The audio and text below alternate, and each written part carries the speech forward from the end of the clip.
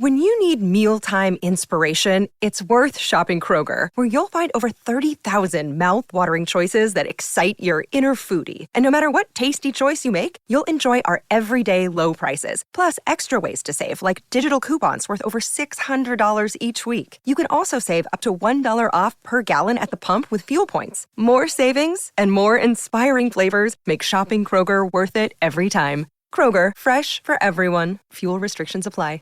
Save big on your Memorial Day barbecue, all in the Kroger app. Get pints of juicy Georgia-grown blueberries for $1.99 each with a digital coupon. Then get select varieties of flavorful Powerade, Body Armor Super Drink, or Arizona tea for 77 cents each, all with your card. Shop these deals at your local Kroger, less than 5 miles away. Or tap the screen now to download the Kroger app to save big today. Kroger, fresh for everyone. Prices and product availability subject to change. Restrictions apply. See site for details.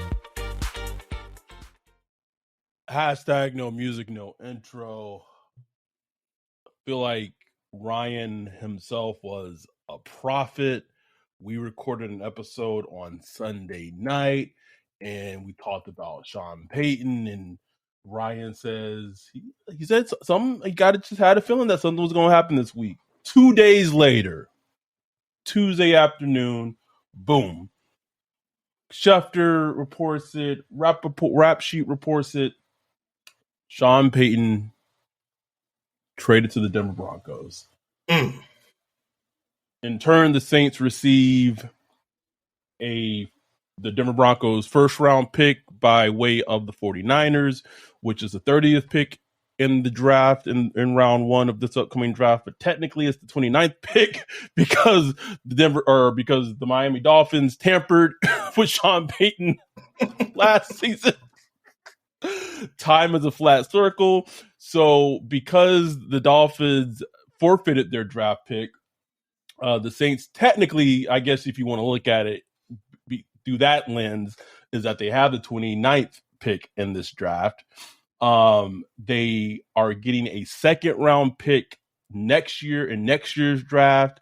But to acquire that second round pick from the Broncos next year, they had to give up a third round pick next year, which I don't understand why that was the case. And that's the Mickey Loomis special, but here we are. And I also should remind folks that the Saints don't have a second round pick their own second round pick next year because that was in the Eagles trade. And anyway, my first thought when this happened is I want this emergency podcast I want it to be as optimistic as it can be, because today is just a day of hope for the Saints fans we've been through it. And I know, man, didn't have like a terrible, like we're not picking top 5 in the draft, although it looks like we were, but even what we talked about on Sunday was just very just like, man, like we just trash, just shit, bro. Like we got nowhere to go. Bro. And even if the pick doesn't work out this year, whoever they draft, like, man, just having that 41st overall pick, bro. Bro. I mean, it was the dumps, bro. Like to be sitting there on the day one of the draft when everybody, that's the most exciting day of the offseason is day one of the draft. And we would have been sitting there just mad, bro. Just mad, bro. And then compounded with the fact that the Eagles are in the Super Bowl and they picking 10. They picking number 10. And probably going to pick a fire player, too. Just, you already know, bro. Just 10. Anyway, but again, not being pessimistic.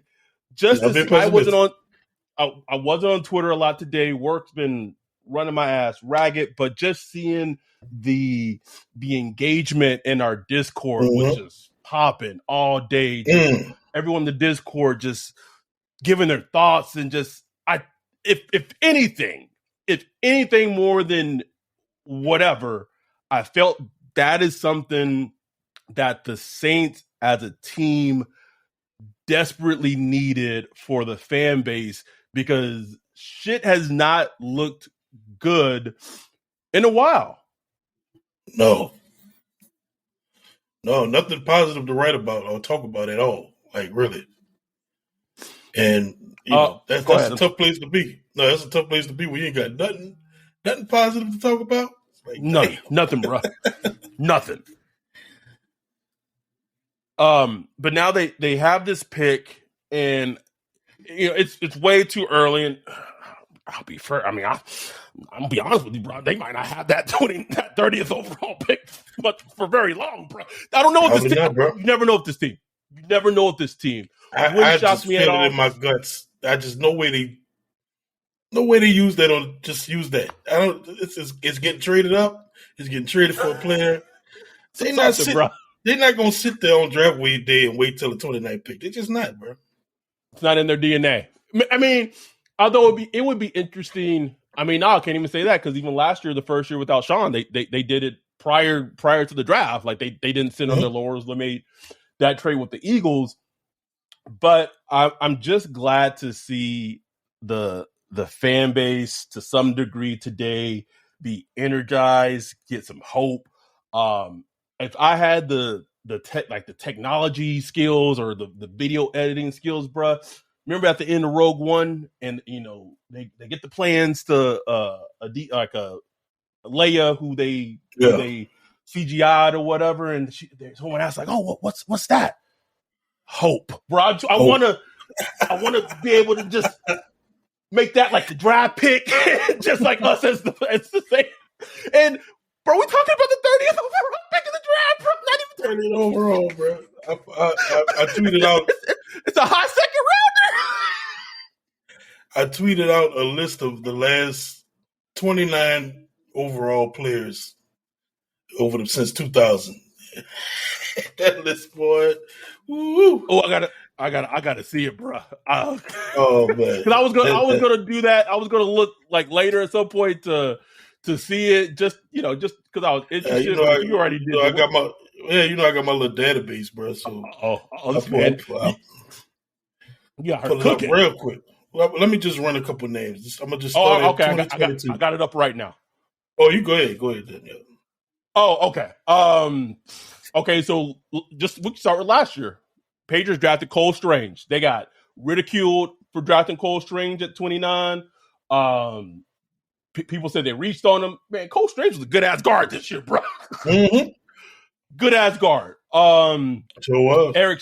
Eric Stokes, the Packers drafted him 2021. Cornerback DB from Georgia. He's been a stellar young defensive back in the league, up and comer. I'm trying to stick with mostly good names. Vikings drafted Harrison Smith from Notre Dame at the 29th pick. I remember when they drafted him, people said he was a reach. He's had a stellar career. No question. Stellar career. Ravens drafted Ben Grubbs. With the Ravens, Ben Grubbs had a great career. When he came to the Saints, he did not. But had a good career out of Auburn. The Jets drafted Nick Mango, center. Great career. Had a great career. Nick Barnett for the Packers. That's kind of really taking it back. He was a good player for them. And then Cordero Patterson, Hakeem Hicks. It took him a while to kind of come along, but once he did, he was a good player for the Giants for a good period of time. And then Cordero Patterson, although he didn't do anything with it took him a while to find his niche in the league, but he finally received it. And then David Njoku, kind of the same thing. I was a huge David Njoku fan. Always felt he was a superior prospect than OJ Howard. And I remember getting a lot of heat for it, but as time has shown, Njoku has been the better player in the NFL. So there's good players, I will say a trend, and maybe I gotta dig deeper into it. That dropping some offensive linemen into the first round, just it ends up pretty well for you, bro. Just a quick glance. You got Nick Mango, you got Ben Grubbs, you got Cole Strange. And now at least there's speculation. Now, to be fair, on the flip side of that, there's been a lot of fucking misses. Yeah, a lot of misses. Lot of misses. Oh, Mark Colombo was a good player too. That the Bears drafted. Although I think his career didn't really take off until he went to the Cowboys. Late first round is weird because it's kind of that gray area where you start taking a little chances on like character flaws. You start taking chances on like athletic ability versus tape. Mm-hmm. So you just get kind of stuck in a weird area. Sometimes you don't want to. Some people don't want to take a running back there and stuff like that. I don't know.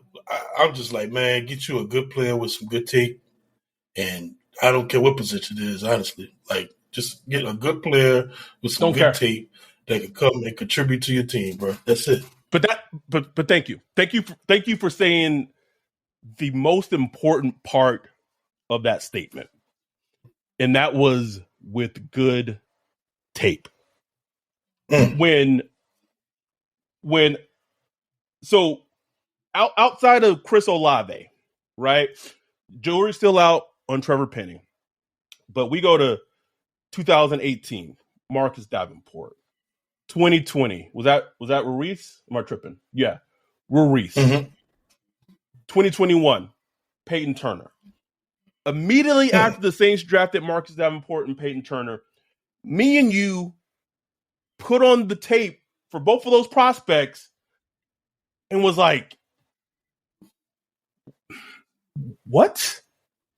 The reason our podcast took off was because of our live reaction to the Saints drafting Peyton Turner that went mini viral in Saints Twitter community that the organization saw.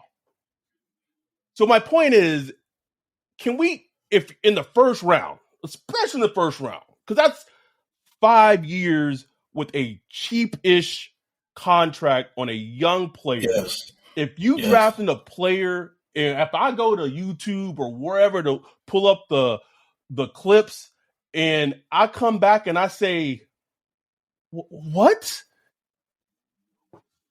We might have some issues. Now, to be fair, we didn't have it. We didn't have it right at Pete Warner. We were wrong on that. No.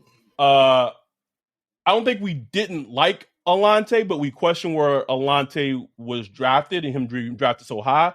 He even put a little subtweet out for people who made fun of him for where he was drafted a couple of days ago. Do you, bruh? Like, we were wrong. It reminds me of there's an episode of the Cosby Show. I know I'm not supposed to talk about Cosby Show no more. I used to love the Cosby Show. And there's an episode where I think is it Vanessa? I can't remember which daughter it was, but she brings home a husband from college. She got married secretly or whatever, and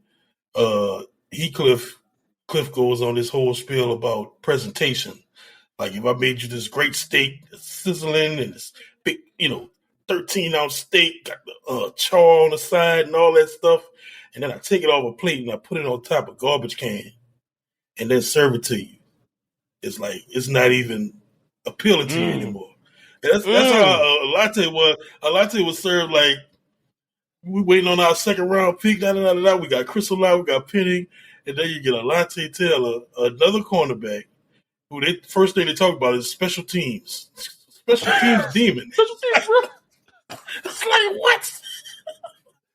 Like, oh, man. But look, once we looked at the tape, it was like, okay, this dude then we saw him, and it's like, okay, this dude looked like a professional cornerback right here. Like, you know what I'm saying? Like, he got the right attitude and all that stuff. And, good on him, man. But look, bro, they second round picks, bro. I looked at the list of all these second round picks, man. They be hitting on them a lot. Like, they had some misses. Yes. But they've been pretty good in the second round. They've been really good. That goes. But as far as like how you feel about just the whole Sean Payton thing in general, bro, like, because the book is officially closed. Now it's the Saints' business with Sean Payton is done. Like, the book is closed. I hit the unfollowed.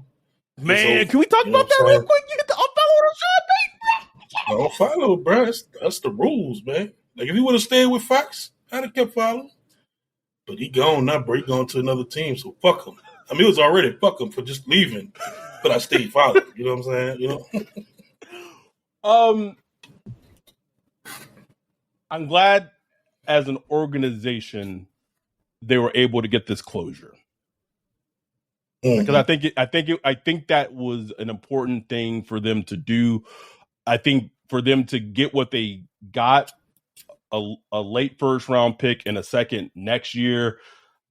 Someone got to fucking talk to Mickey about giving picks back. Like I feel like giving the third next year to the Broncos is fuck you, bro. Like, but we still boys. Like just a little parting gift to Sean, because it's like you come from a position of power. Like why did you have to give up a third at all? But getting back to your question, it allows them to close the door on Sean Payton. However, and I think this is still a relevant problem with the team, is that, and when we finished our episode on Sunday, I thought about it even longer, especially after I made this comment in our Discord. But right now, this is what I'm going to tell you who the Saints remind me of. And the similarities for these two organizations of how things have gone are almost parallel. So what caused the demise of the Jim Harbaugh 49ers? It was ego. Mm-hmm. Yeah. Trent Baalke, Jed York, and that's like the owner, the owner felt some type of way about Jim Harbaugh getting all the credit, all the accolades, all the love for building up this behemoth monster team that ran ruckshot for about four years or however long he was there. That ego, those egos caused Jim Harbaugh, they went their separate ways, right? Jim Harbaugh went to Michigan. He got fired, went to Michigan, blah, blah.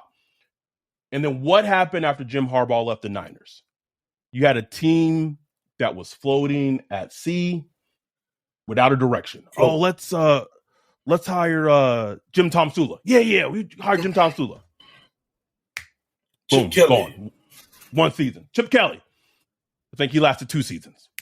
Gone. It wasn't until they stumbled upon Kyle Shanahan where there's been stability. Now, there's a power struggle that's still in that organization between Kyle Shanahan and John Lynch that goes on all the time. But winning cures, drama, and winning cures tension.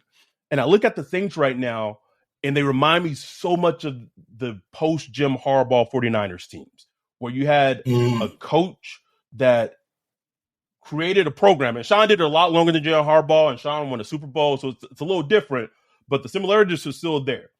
You had this person get all these accolades, all this credit for building up this program.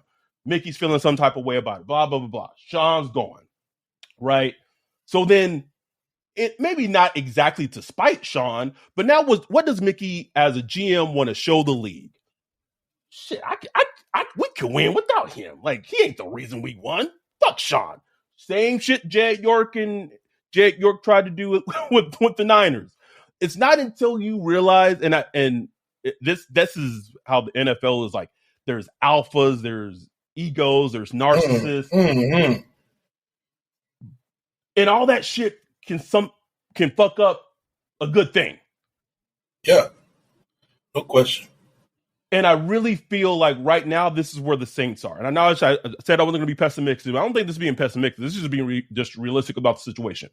So now that the Sean Payton door is closed and the saga's closed, and I have a lot of thoughts about Mickey Loomis, and that's another podcast for another day. But Mickey can't be so obsessed of trying to prove that he can win without Sean that he's so short-sighted to see the people that may still be in place may not be the answer to the equation. Right. Like you can't be so tied to Dennis Allen and say, no, like he's the dude. He can win. Because at the end of the day, NFL is a results-based business. And if you're not winning, you shouldn't last, bro. Like that's just point blank. Like it'd be like if someone could tell me why DA has a job, but Steve Wilkes, who arguably did a better job than DA did this last season, and he got replaced. I mean, I know why, because he's black, but that's a different conversation. But like, I don't know, man. But organizationally, it was good to kind of wrap that door, because it's like even Sean coming back before the Raiders game, bro. Like, that's weird, man. That's weird. Yeah, man. Very weird. That was super weird. Shout out. I mean, Connor, you should for sure be able to get on now. Like, your dad's not even with the team no more. But Connor Payton being like an intern for the Saints, bro. like the same offseason that his dad left. That's weird. That's weird. So hopefully that's what I meant by closing the book. Yeah, by closing the book on it, it's just done. It's over. Like, whatever the culture, whatever he built, like, I'm not saying you got to abandon that, but you can't be so tied to it that you start doing a retread just because you think it's safe. I mean, they've already done that, right? We got DA back for a second season. We got Pete Carmichael back for a second season. That's already done. But let's say this season doesn't go well. DA wins like 5-6 games. Are you still just going to be so reluctant to fire DA because you got it wrong? Like, but I think it's like a relationship. Like, to move on from someone, that door has to be closed, right? It has to, like, that connection has to be severed. And today was the severance of a 15, 16-year marriage, bruh. And right now, now Sean's competition now. They play him. They play him 2024. No competition now. Ain't no more. No, bro. This year, I'm pretty sure they play him this season. Yeah, this season. So he competition now, bro. Ain't no sitting back, trading war stories or bringing them in to, chit chat with the team. That's done. That's done now. So it's time to just move on. I mean, I'm saying don't be friends with the guy and shit like that. That's gonna be forever, But it's just like, as far as professionally, it's over. You know what I'm saying? It's time to move on. And look, all this new young talent coming in, new young talented coaches, offenses, defenses, special teams, scouting, everything, man. Open the door, man. Unveil them. Unveil these man. Unveil them, man, and go and fire them, man. Like Jamie Foxx said when he was pretending to be fucking President Clinton, shit, look under there, man. There's some ass under there. There's some ass under there. Ass under there, man. Unveil these motherfuckers. I spoke it incorrectly. The Saints don't play them this upcoming season. You're right. It was 2024. They played Broncos. Next season. But like I said, he's competition now. He's coming for your head. He's coming for everybody's head, trying to win another Super Bowl. You know what I'm saying? So it's done. Like, I'm done with him. I don't want to linger. I don't want to linger too much on like what this means for the Broncos, because this is on the Broncos podcast. I do want to say this though. It is a little insane how little respect Sean Payton is getting as a top 5 head coach. Just little things. No question. Especially from owners, bro. Like, to me, for owners, like, I get what the owners did. Like, they didn't want to. The owners do not want to give coaches that kind of power. They do not want them to have that type of leverage to where they demanded 20 plus million a year and all that stuff. They were Sean's second. Sean was their second choice, bro. They tried to get D'Amico this morning. They trying to get D'Amico, bro. They tried to get D'Amico. He turned him down. Then they double back, try to get him again, just to make sure before they holler. Just to make sure. And Jim Harbaugh. Yep. So that just tells you, they didn't, like, owners, they don't look at it like us as fans. Fans like, look, man, you get a top 5 coach, take 3 picks, it's worth it. They don't look at it like that. They don't. Most owners don't. But which is crazy, because I think us as fans, especially me and you, not just us exclusively, but it is so evident to see how someone like the impact that someone like Sean Payton has on your team when you immediately see the exact opposite of that. Like, this past season was just like, kind of like when Drew left, right? And then when we had like Jameis and all that. But this season, I would even say was even starker because, as I said on the earlier podcast with Sean, it was like, okay, if we drop a game that we're supposed to win, we might not get the 1 seed or the 2 seed in the NFC playoffs or whatever. With DA, like you lose the game, it's like, yeah, what are we picking? We picking top 10, we picking top 5. Like that's the difference. That's a huge difference between coaches. Right? Huge difference. But owners don't see it that way. No. I was reading an article earlier, and it was quoting Sean Payton. I guess one of his interviews he gave this year, he was talking about how he would fix Russell Wilson. And he was talking about he would just go first, step one, tell Russell Wilson, just cut out all the noise, all the outside noise, say whatever about you, push that to the side. Number 2, he said he wants to cut up of every Russell Wilson pass that's 25 air yards or more. And he wants to sit down with Russell and study each one and look at the mechanics compared to in the past to now to see where he at and figure out what works for him now versus what hasn't worked for him this past year. And you just listen to him break it down. He was recalling plays that Russell Wilson did last year. Like he ran this boot action, versus Tampa Bay. I was like, God damn, man. Like, why can't we have this, man? Can I even say the craziest thing in this? I can say this now. Okay. The whole Sean potentially wanting to come back to New Orleans thing, like that was real. Like that was legit real. He did absolutely consider coming back. Now, I don't know if everyone in his circle, maybe the wife, he didn't want to be in New Orleans, but he legitimately saw New Orleans as a team he would want to come back to. But you can't come back to a team that don't want you. Think about that. The GM of the Saints, Mickey Loomis, was so convicted in their beliefs that they could win, going back to the whole thing about ownership and GMs, that they could win without Sean, that they didn't, like, it wasn't even a topic worth broaching. What? You telling me you just go stick with DA and not even consider? Because what would have happened? Because let me just ask you this: if they would have fired DA this offseason to bring back Sean, because DA wasn't going to be able to stay on as DC if they brought Sean back as head coach, what would that have meant publicly in regards to what Mickey Loomis did last offseason? I mean, you fucked up.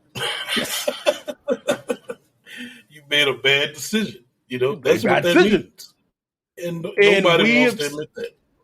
No one. And it's such a big thing in the NFL. And it kind of, it's not the same as sucking fallacy costs, but it kind of is too. Because you see it when teams draft a player. We've seen it with the Saints. Team draft a player high in the draft or wherever in the draft, if they're a first round pick.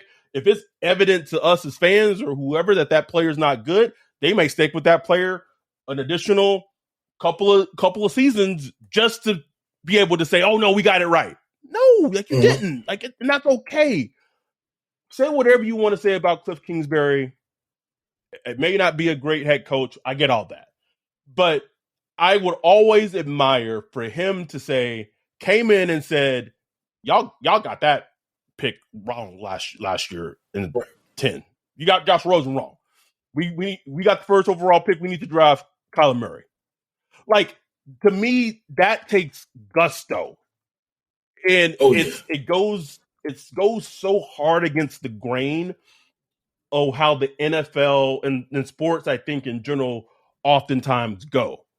And I think that type of thinking is needed more around the league. But that aside, let's getting back to the Saints, how this relates to the Saints, the hope that it brings. We can start looking at draft prospects, but I want to go back to the point you hit earlier. The point you hit earlier, and you said the position doesn't matter. I don't care. Offensive line, defensive line. Interior defensive line. You know I hate defensive tackles in the first round, Ryan. Like, I can't stand those motherfuckers. As long as it's a can't stand it. As long as the player is a good player and like a starter, can just give me a starter at 29, please, man. Please. What do you think about using that pick to trade for a veteran? That's not a quarterback. Like, of course, we wouldn't mind trading for certain veterans, but that's not a quarterback. I think, and again, this was discussed in our Discord today. The Saints are in a sticky position when it comes to the cap and it comes to their team. Now, I know how the Saints operate, and I know how they think, and they think that they can contend, they think that they can win, they think that they can win the NFC South, et cetera, et cetera, et cetera, right? But there's a lot of empty cupboards that needs to be refilled. Offensive line, a lot of injuries that need to be refilled. Defensive lines, bone dry bare. Bone dry bare. Bone dry. I would feel better knowing that Caden Ellis is coming back. I'd feel better knowing that Juwan Johnson's coming back. But until they do, I don't trust anything with this team, so I just leave it as a question mark. You have two older secondary players at the safety position. So part of me just says the most important thing this team needs right now is young, good, cheap talent. Because likely if you're trading for a player, even if it's not a quarterback, if you're trading for a player, obviously with that expectation that player is good, right? Either that player that you're trading for is already going to cost some type of money in regards to their current contract, or you're going to have to pay that player, whoever that player is. Right. So I guess in a long-winded way to answer your question, you're going to a long-winded way to answer your question is it really fucking depends on who the player is, and then I'd have to look at it on a case-by-case basis. But I will say my first inclination is try to stay at 29 or 30, whatever. Try to stay there if you can. Be patient and just draft a good young fucking player. Because at least the more good young players that you draft, Olave, Alante, Eric McCoy, they've locked up, so he's not really young anymore. But the young good players that you draft, you have Shaheed, who's an undrafted free agent. He's young.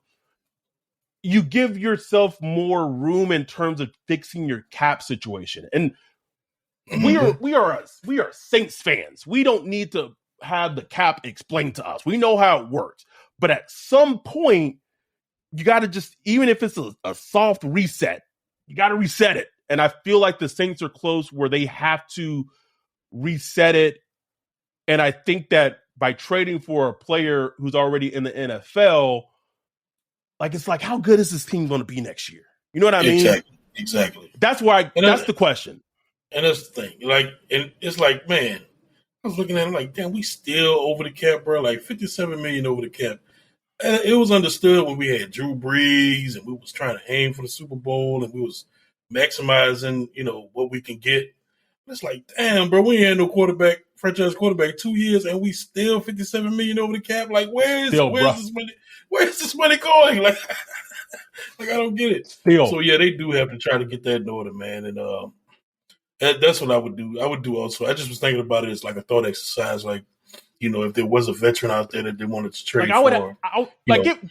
give me two names. Just random. Just give me two names. I'll throw out Josh Allen with the Jaguars, the defensive end. He's on his final year, this coming year. Similar production to two first. He has 27 sacks. Kind of started his career kind of like mad, but kind of built it up. as he's going along, better injury history. But he's a guy that, he's going to want to get paid. He's looking for probably 15, 16 million, you know what I'm saying? And the Jaguars are over the cap too. They're like 20 million over the cap. So he's one of those type of players that you could, you call up the Jaguars, Trubisky, and be like, man, look, And you need defensive ends, bro. Like the Saints, especially if they don't bring back 2 firsts. Like me personally, I'd rather pay somebody like Josh Allen. Oh, easily.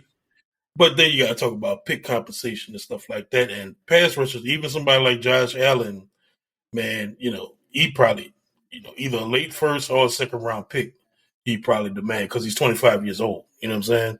So, right. Or like Michael Pittman Jr. I don't know what. I loved Michael Pittman Jr. coming out. I love. Oh yeah, me too. We both loved him, and we did.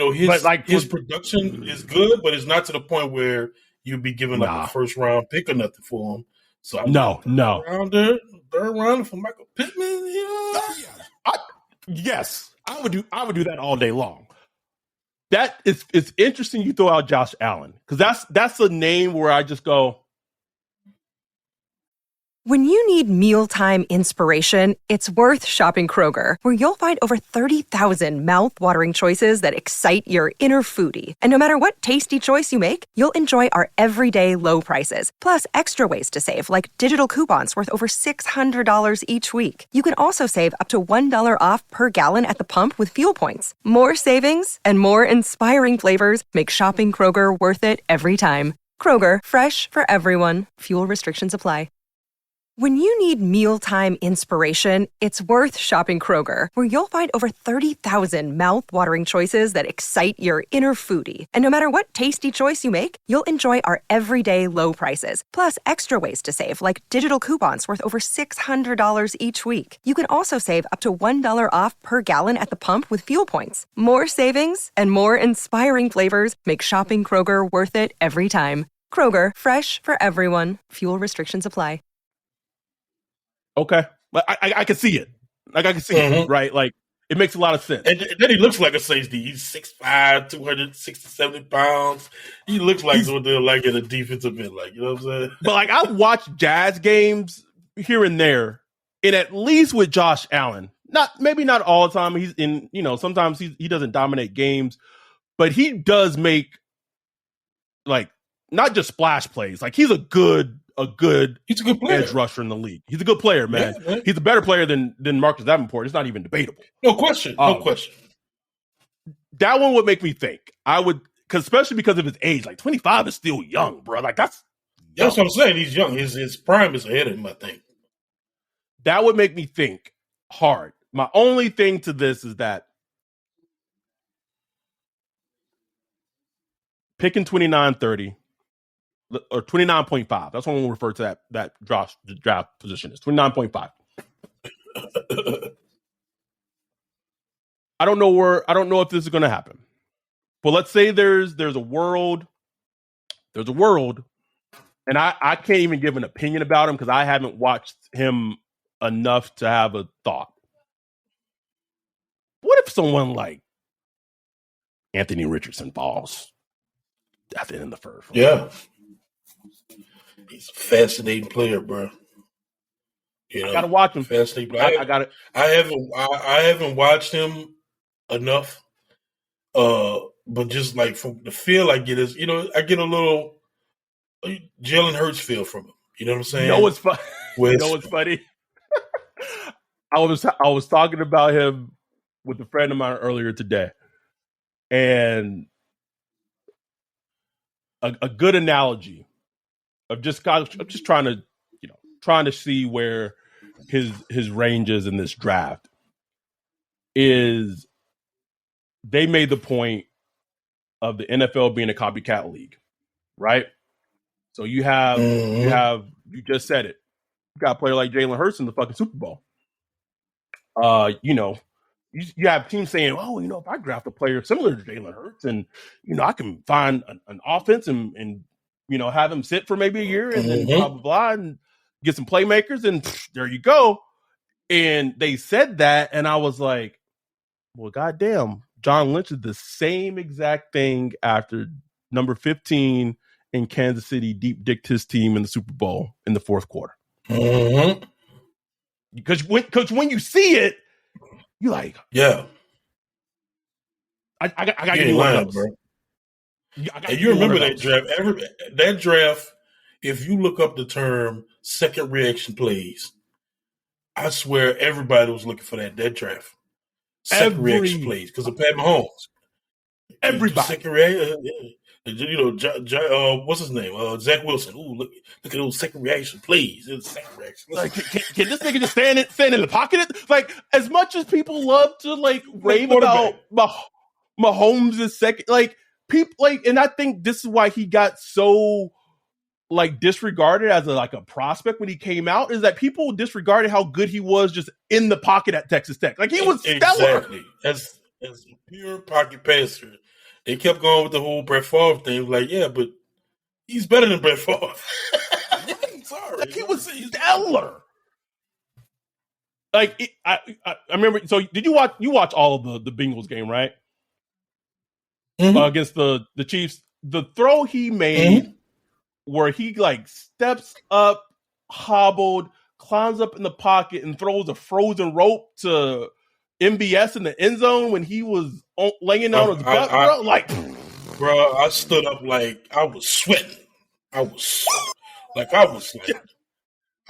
a chick, like just like, whoo. You don't see that. You don't see that. Like that's not secondary. That's just being an insane player. But getting back to Anthony Richardson, and this is why you talked about trading. We talked about this on Sunday about what the Saints need to do, and we both said quarterback.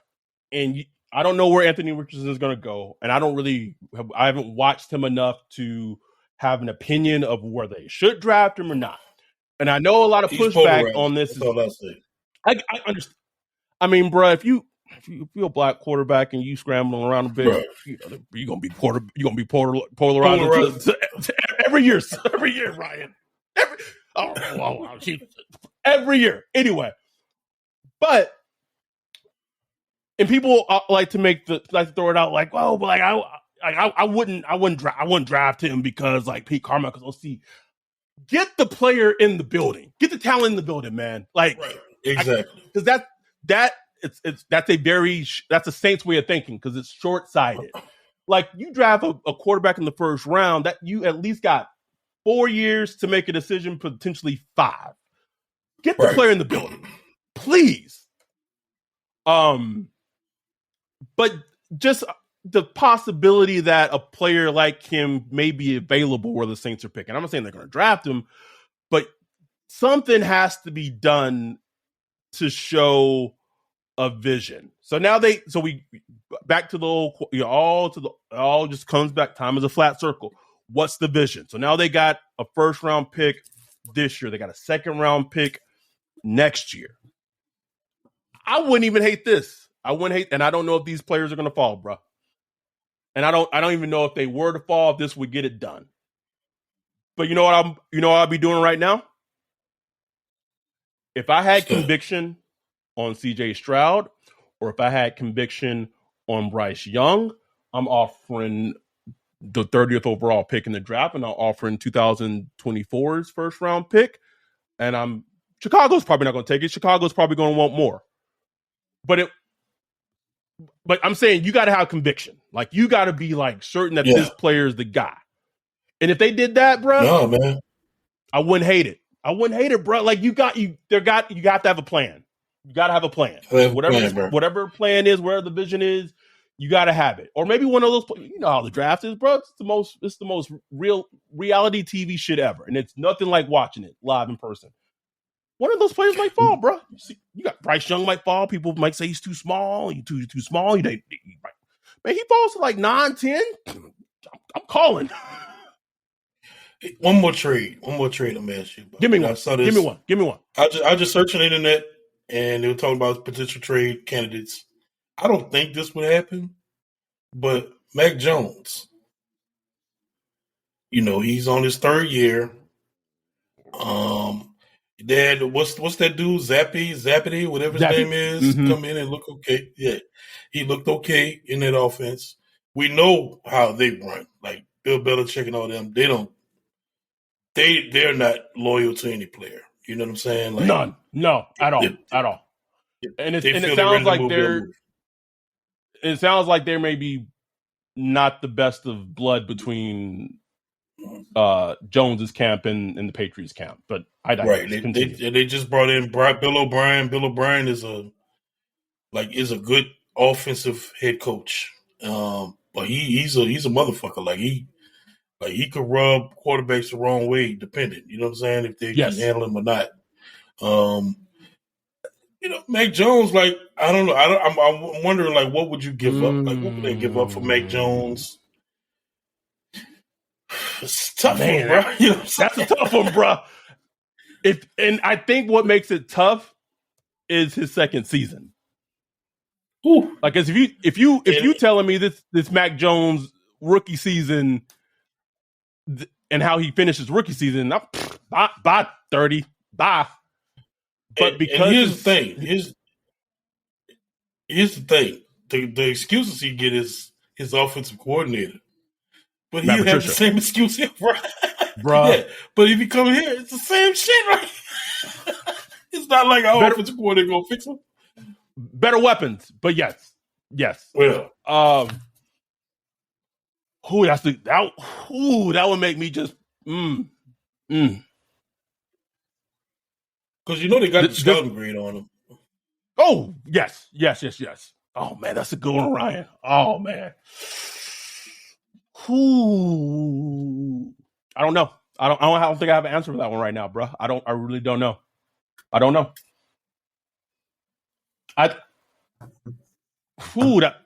To me, if I do that, if I'm gonna do that move, I'm trying to do that round one in the draft, and I've exhausted. And again, I'm running the team. The Saints might not have a good draft grade, a high draft grade on Bryce Young or CJ Stroud, right? Who knows? Yeah. But if I'm running the team, and if one of those players fall, and they slip into like 9, 10, wherever, yeah. If I can move 30 in next year's first round pick to move up and get that guy, that's what I'm doing. But if I'm watching how the board unfolds, right, just watching it, and like maybe I'm kind of seeing all the players maybe I wanted to draft at 30 just off the board, bro. Like just pick, boom, boom, boom, gone. Then at that point, maybe around pick 20, I'm calling the Patriots and say, hey, Mac available? That's how I would approach it. Because I think that's a smart approach.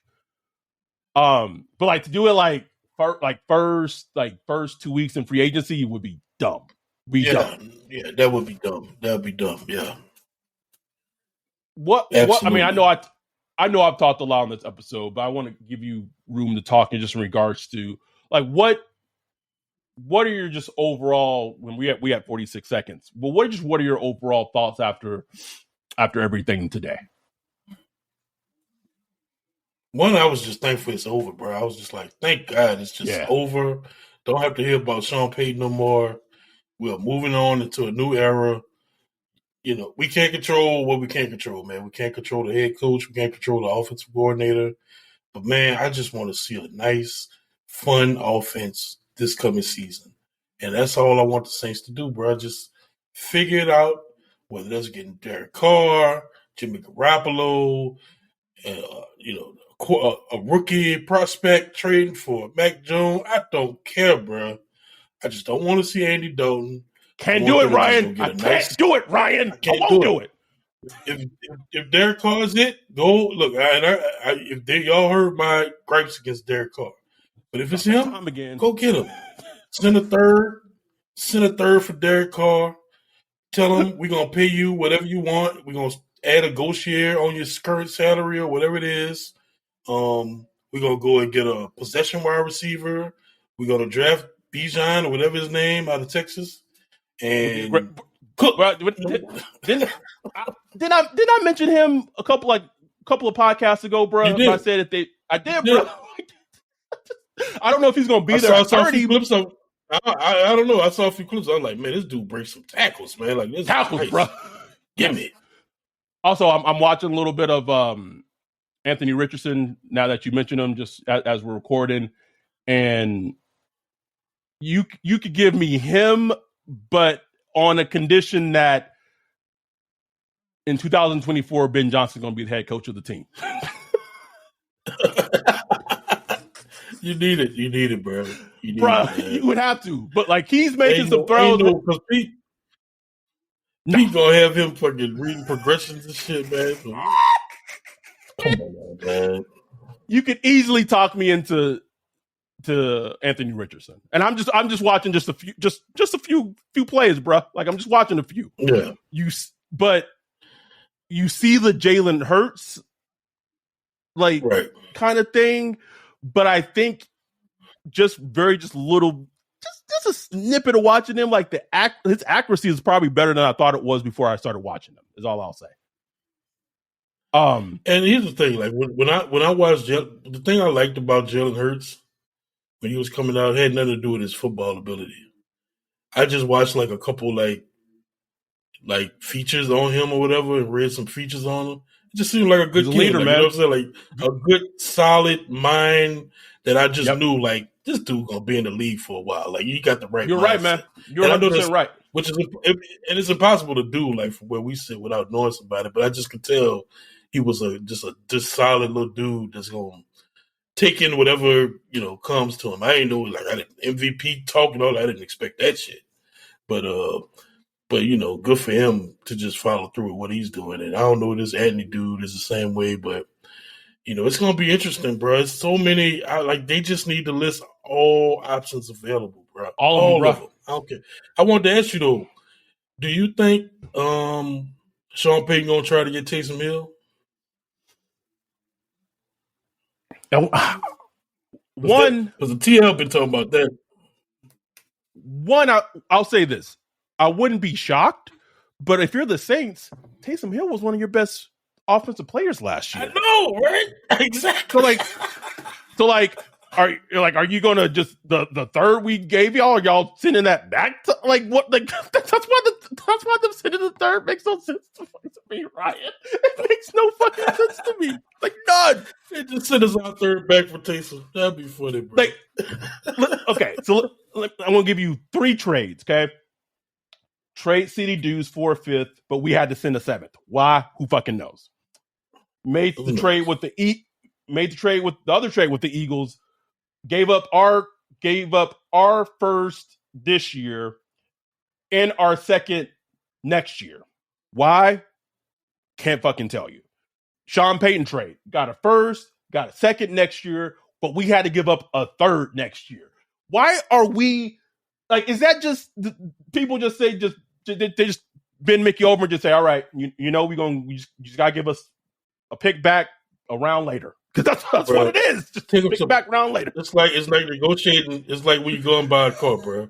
I go if you know me, I go in there and I negotiate hard when I go and get a car, bro.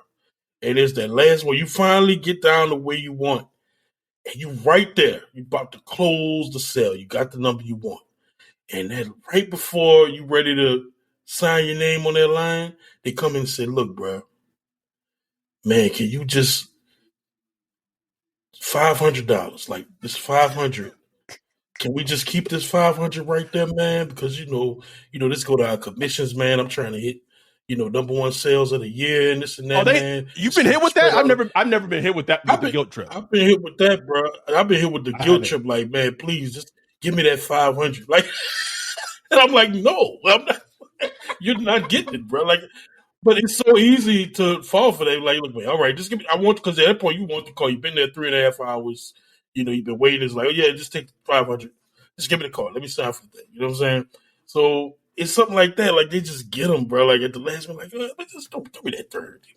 Throw me the third. I give you a second. You throw me the third, and we sign the papers. It's over. It's done. And make it like, oh fuck it, just take the third. It's 3rd round pick. Jimmy Graham. Who cares? You know what I'm saying? Jimmy Graham, Trey Hendrickson, Alvin Kamara. Kamara, like who cares? Who cares? There's one. Okay, so I do want to address this on the podcast. In regards to the Sean Payton thing. So I got into a Twitter debate a couple of months ago. Someone on Twitter and Saints Twitter about the amount of compensation that the Saints will get back for Sean Payton. At the time, so it's at a _ Alexis to be specific. Got into this debate at the time. I would really believe that the Saints were not going to get more than a first, and if they were, it wasn't going to be like a second, right? So it wasn't like a hostile debate, just a discussion debate, and basically, she was saying that they would at least get a first and a second. I said that if they got a first and a second, that I would unblock everyone that I have blocked on Twitter. Okay. Okay. Boy, that's like Moses parting the sea right there, boy. That's a lot of people. I boy. Said it. Now, in terms of moving the goalpost, I could be like, well, the second ain't until next year. To get the second, you really have to give up a third. So did we really get? You know what? I decided I'm going to be a man of my word. I'm going to do it. Okay, I'm going to do it. However, one, it doesn't even tell you the number on the desktop application. I want to see what the number is. No, I've not reached the max, Ryan. No, but they can't even calculate that shit. Hold on. I gotta see what the number is. I haven't looked at it in a while. Okay, block. 3,232 people. 32 people are currently blocked right now. That's probably bigger than some populations in some podunk towns, bro. I will do the unblocking on the condition that I am able to find a way to mass unblock everyone prior. I'm gonna put this into context, okay?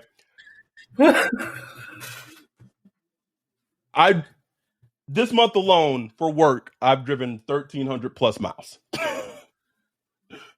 I get home around 6 p.m., 7 p.m. I am not going through and unblocking 3,000 plus people one by one. Not going to do it. No, however, this is what. Go ahead. If I can find a way to be able to mass unblock everyone, I will. I also will say that before I do this mass unblocking, I will create an entire list of everyone that was previously blocked. This list will be on my phone and on my computer, and if prior person that was blocked gets on my timeline and says something that is blockable, they will be blocked a second time. So I think that is fair and concise. And I also propose this though: if you are blocked by Adam, DM me, and I will let him know to unblock you. That way, you can at least clear some of those people out there want to be unblocked. That's fair. That also give me a paper trail of who I'm unblocking in our text message thread, just in case something pops up on my timeline. Do I have to send out the block release form? The block release. So I want to be a man and a person of my word. So if you were blocked and you're in Saints Twitter, if you want to get unblocked, you can send a DM or let Ryan know. You will be unblocked. I will do the mass unblocking once I can figure out potentially how to do the mass. I know there's a way to do it. So when I can find out how to mass unblock everyone, I will do that. But there will be a running list, and it will I'll just have it. And if something it'll be interesting to see how fast I can get back to that number or higher. That's a good like Vegas bet, like the over under, like how long it may take me to get to that number again. You're gonna be low, bro. No, probably won't be, bro. It's almost free agency and draft season, bro. Oh, man. Anyway, it is. I'm glad we're able to record this episode. I do think just for a day and a couple of days going forward, like there's at least a good feeling around Saints Twitter and us as fans. And it's not so like, just melancholy and just sullen, bro. Like it was bad. Like it was bad. Like my boy Joey said in the Discord, like, just regarding to the quarterback, like we got a first round pick now. Can we just get anyone different at quarterback? We don't care who. Please. Give me a little Purdue dude. I don't care. Somebody. Please. That said, we knew it wasn't going to be long before we had to record an emergency podcast episode. We are going to might try to get this one up, tonight when we're recording it Tuesday night. But if not, for sure it's going to be up first thing in the morning for y'all to listen to and enjoy. We appreciate y'all. Thank y'all. The Saints now they have ammo to change the team for the better. And I think as a fan, that's the most you can hope for, man. It really is. Yeah.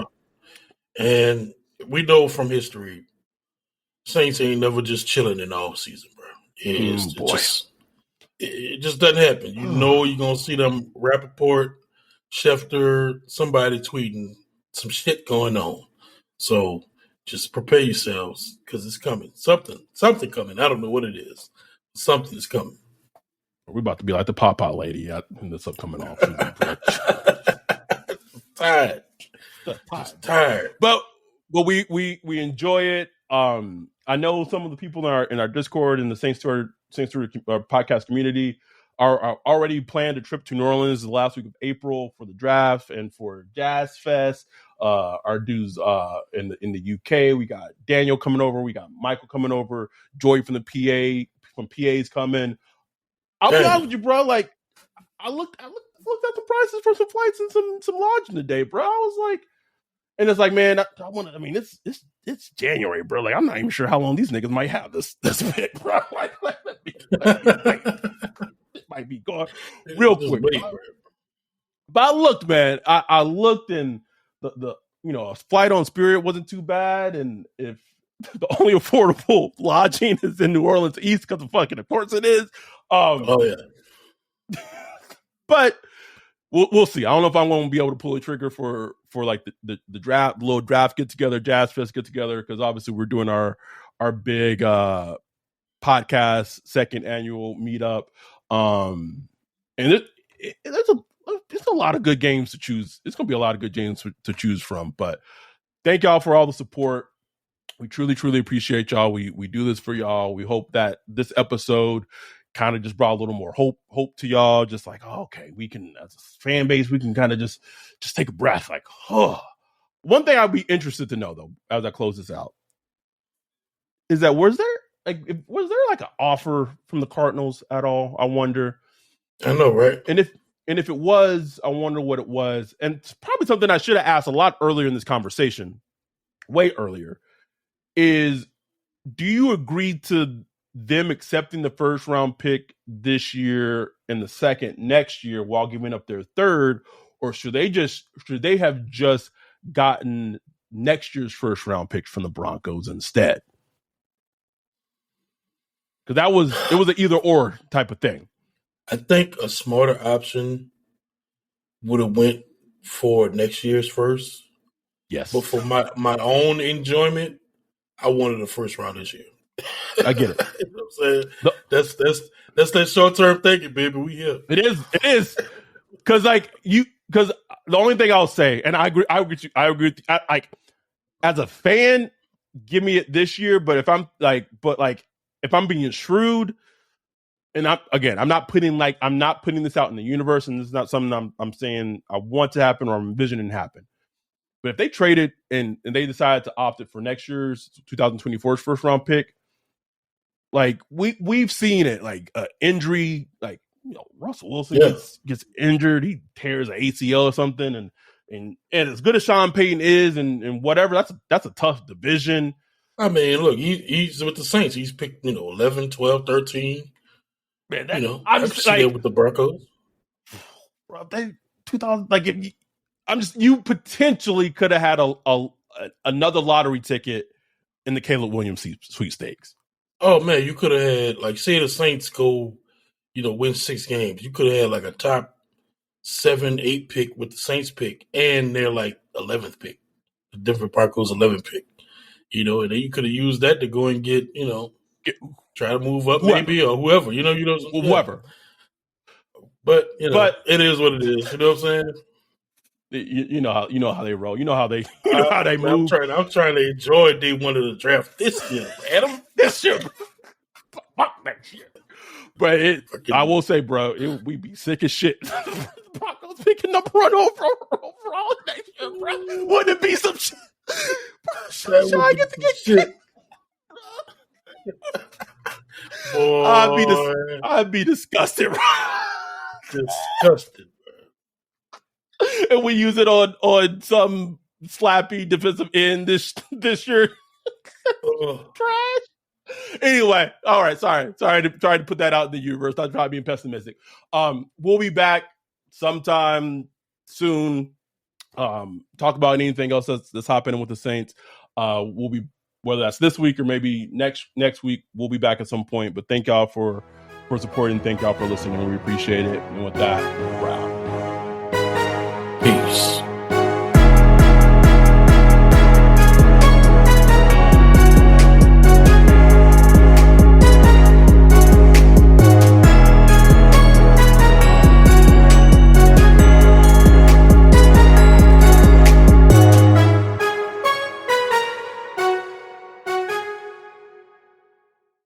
When you need mealtime inspiration, it's worth shopping Kroger, where you'll find over 30,000 mouth-watering choices that excite your inner foodie. And no matter what tasty choice you make, you'll enjoy our everyday low prices, plus extra ways to save, like digital coupons worth over $600 each week. You can also save up to $1 off per gallon at the pump with fuel points. More savings and more inspiring flavors make shopping Kroger worth it every time. Kroger, fresh for everyone. Fuel restrictions apply. When you need mealtime inspiration, it's worth shopping Kroger, where you'll find over 30,000 mouth-watering choices that excite your inner foodie. And no matter what tasty choice you make, you'll enjoy our everyday low prices, plus extra ways to save, like digital coupons worth over $600 each week. You can also save up to $1 off per gallon at the pump with fuel points. More savings and more inspiring flavors make shopping Kroger worth it every time. Kroger, fresh for everyone. Fuel restrictions apply.